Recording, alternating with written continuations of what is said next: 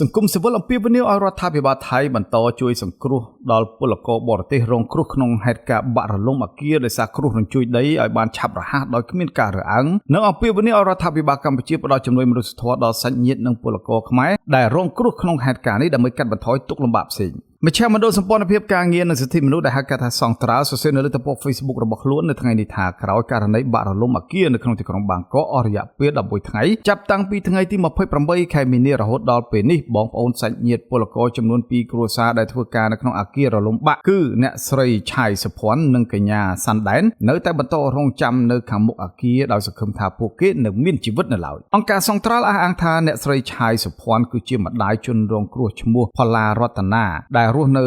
ភូមិឃុំជ្រោយស្ដៅស្រុកថ្មគោលខេត្តបាត់ដំបងបានបាត់ខ្លួនតាំងពីថ្ងៃទី28ខែមីនារហូតមកទល់ពេលនេះខណៈជនរងគ្រោះបានធ្វើការងារនៅក្នុងអគារនេះនៅជាន់ទី26ជាជាងអគ្គិសនីចំណែកកញ្ញាសាន់ដែនគឺជាប្អូនស្រីជនរងគ្រោះឈ្មោះសាន់សឿននិងអ្នកស្រីសុកកឹមសីដែលរស់នៅភូមិតាម៉ាសង្កាត់មកៈក្រុងសិរីសុភ័ណ្ឌខេត្តបន្ទាយមានជ័យធ្វើការងារជាជាងក្រាលការ៉ូក៏បានបាត់ខ្លួនអំឡុងពេលធ្វើការកាលពីថ្ងៃទី28ខែមីនាឆ្នាំ2025ទាំងពីរអ្នកប្តីប្រពន្ធដែរអង្គការក្រៅរដ្ឋាភិបាលដដែលនេះបញ្ជាក់ថាខ្លួននៅតែបន្តសហការជាមួយអង្គការដៃគូនានានៅក្នុងប្រទេសថៃដើម្បីទទួលព័ត៌មានបន្ថែមពិសេសលើករណីពលករដែលពឹងពាក់ស្វែងរកកូននិងសមាជិកគ្រួសារក្នុងហេតុការណ៍បាក់រលំអគារនេះដោយយកចិត្តទុកដាក់ជាទីបំផុតកាលពីថ្ងៃទី6ខែមេសាអភិបាលក្រុងបាងកកលោកឆាត់ឈើតសិទ្ធិភុនអះអាងថាម៉ាស៊ីនធុនធ្ងន់កំពុងតែដំណើរការស្វែងរកអ្នកនៅរស់រានមានជីវិតប៉ុន្តែសញ្ញានៃអាយុជីវិតមិនបានរកឃើញនៅក្នុងគំនរអគារបាក់រលំនេះបន្ថែមទៀតទេ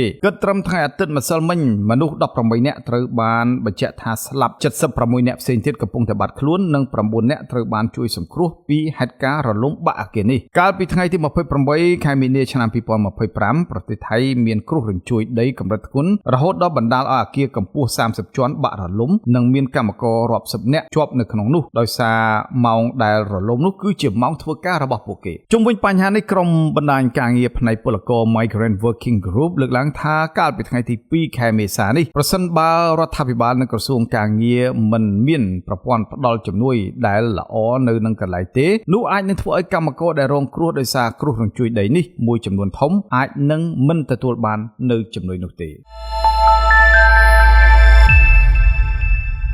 ដើម្បីបរិច្ចាគថវិកាសូមលោកអ្នកនាងចូលទៅកាន់ទំព័រ Facebook ឬបណ្ដាញសង្គមផ្លូវការរបស់សារព័ត៌មាន The Cambodia Daily រួចស្វែងរកលើតំណភ្ជាប់ឬ link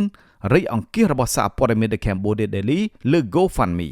បន្ទាប់មកសូមលោកអ្នកនាងចុចនៅលើប៊ូតុង Donate Now ហើយជ្រើសរើសចំនួនទឹកប្រាក់ដែលលោកអ្នកចង់បរិច្ចាគឬវាយបញ្ចូលដោយផ្ទាល់នៅចំនួនទឹកប្រាក់ទាំងអស់នោះ